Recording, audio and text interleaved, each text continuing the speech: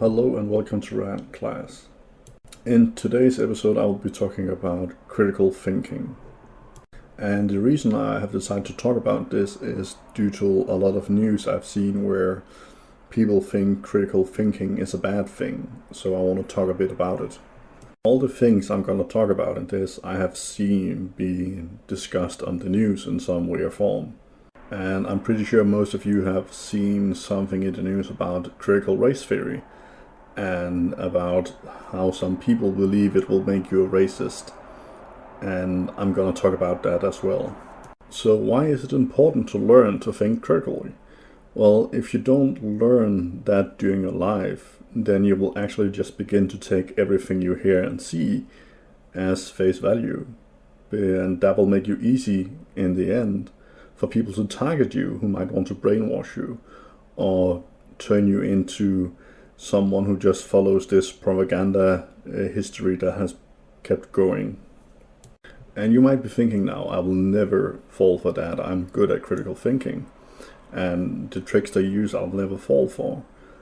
But one of the things we often forget when we are thinking critically is to think critically about everything we see. So we might see some news, and then we don't think more about the news because it's from the news. But if that news person have a bias, or the station have a bias they're trying to sell you, then the news they're giving you are not entirely neutral.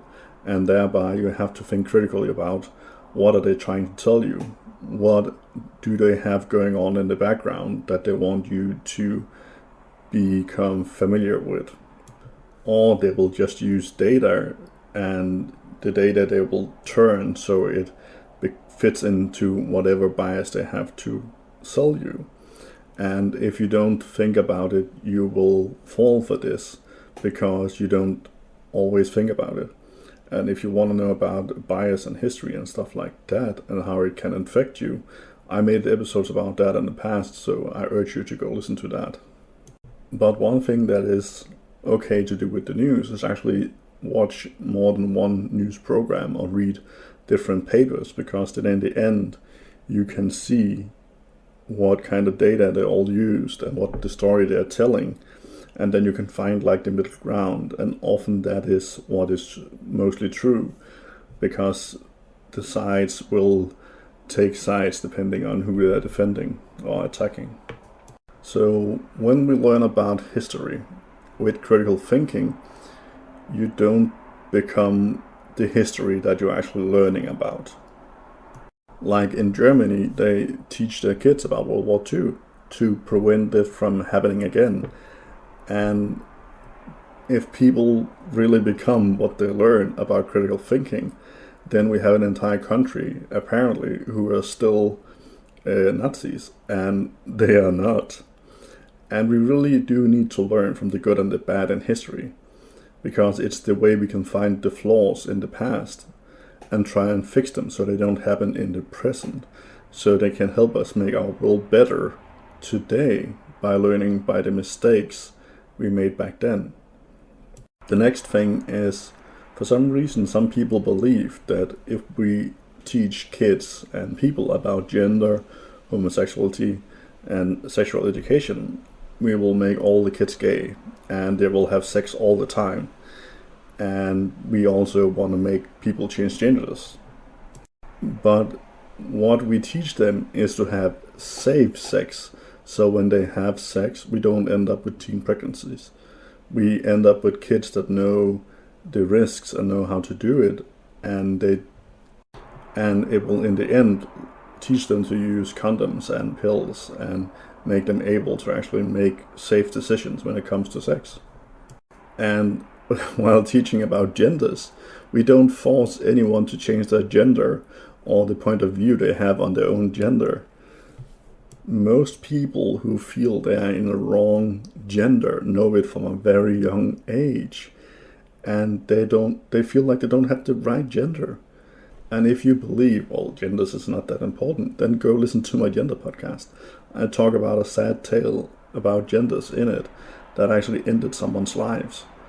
We also need to look at how toys, clothes, and movies influence teens differently, influence kids differently depending on their gender and how they feel about themselves. So we don't have toys that in the end make people more insecure or don't make them believe in themselves. And then we actually have to do one thing when talking about genders. We have to look at it in the same way, no matter what the gender you have. You have to be treated equally. Like, I get sad every time I'm talking with young people and I hear them say, oh, I know this guy who had sex with like tens of women, and then they're like, oh, he's a legend, he's a pro. But then if they talk about a woman who had sex with more than 2 or 3 men, she becomes a slut for some reason. Why is that so different? It's the same act. Why is one better than the other? They should be treated equally. And when we see stuff like that and talk like that, we really need to change it, because that is how we actually teach our kids about genders and how they have to feel in their own gender. So if we keep not treating them equally, well, then gender will feel inferior to the other and feel like they do something wrong with themselves and they have to change it to fit into society. And it's so sad when you see the news about how teens in the thousands are beginning to become so worried about how they look that they want to have plastic surgery done to them because they want to become what they see on Instagram and Facebook.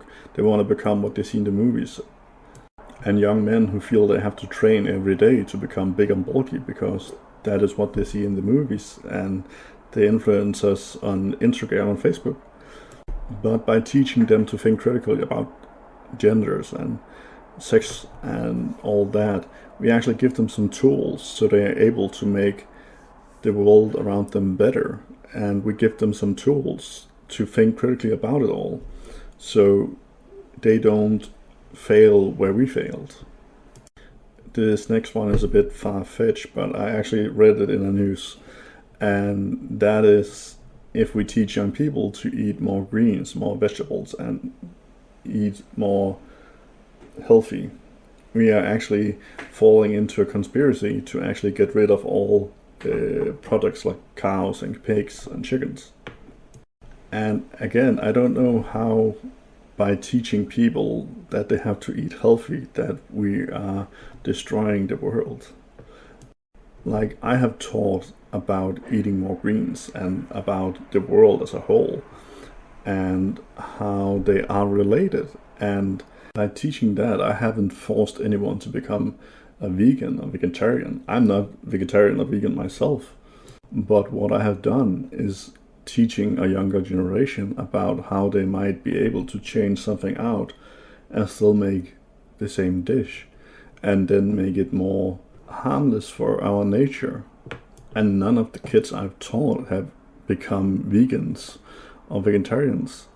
And all they have said is that they have maybe made a meat-free day at home and talked with their parents about it.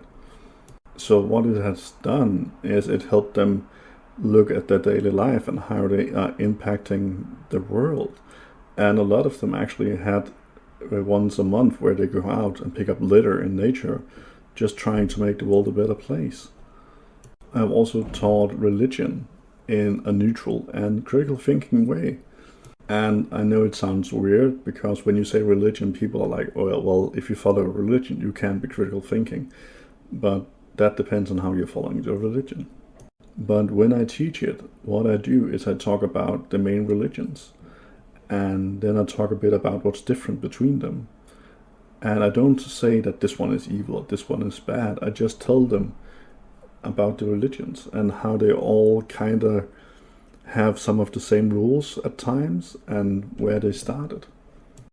And most of them actually have rules that say treat others well, be kind to strangers, be kind to people who need it, or treat others as you want them to treat you. And the reason I do this, because then the kids themselves can become curious and begin to think about it all. And then they ask questions, and then we try to find out what the answer is to those questions. And it also opens up a dialogue, because often there is kids in the classes who are not the same religion. And then they just talk about what it means for them to follow this religion, what it means for the family. And it makes the kids more open-minded and have an idea of what other people are going through and what they think about. And by doing this, I don't force anyone to follow a religion. Mostly you follow a religion because that's what your family or culture does, and you follow that. But in the end, they have now learned about different religions and might in the end understand them better. And it's the same with culture. I talk about culture with some of the older kids, just as religion, and it really helps them understand other people. And by doing that, we all come closer in the end. Now, the thing that has been most in the news recently is critical race theory. And for some reason, people claim that if you teach this in schools, you instantly turn kids into racists. So they fear by showing the bad stuff from history that we have done to other people, that will turn young people into racists today by default. And like I said with all the other stuff, that's not true. So what it is, if you teach critical race theory, is you teach about how race have been used during history, how it has been used to enslave people and make some countries what they are today.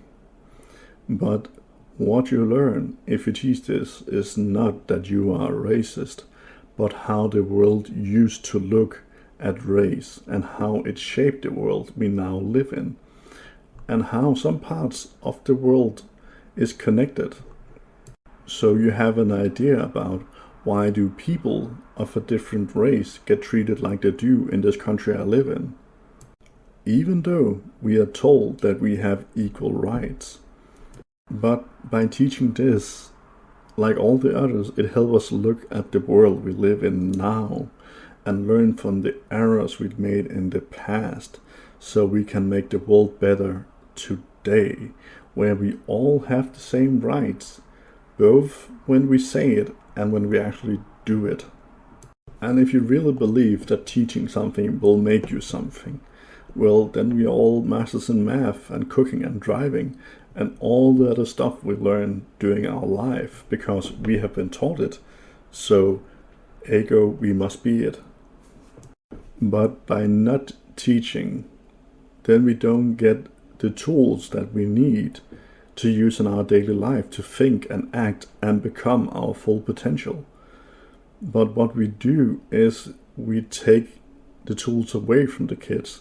It stops us from thinking critically, and we will in the long run handicap ourselves.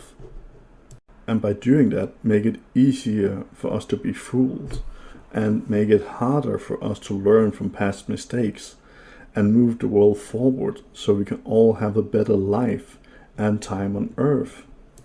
So I did talk about some different stuff in this episode, and I have actually made episodes about a lot of it previously, like bias and history. And I really think you should go listen to those if you enjoyed this episode.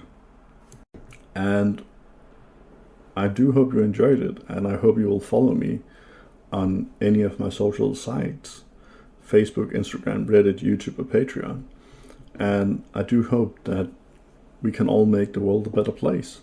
And then I wish you all a very nice day.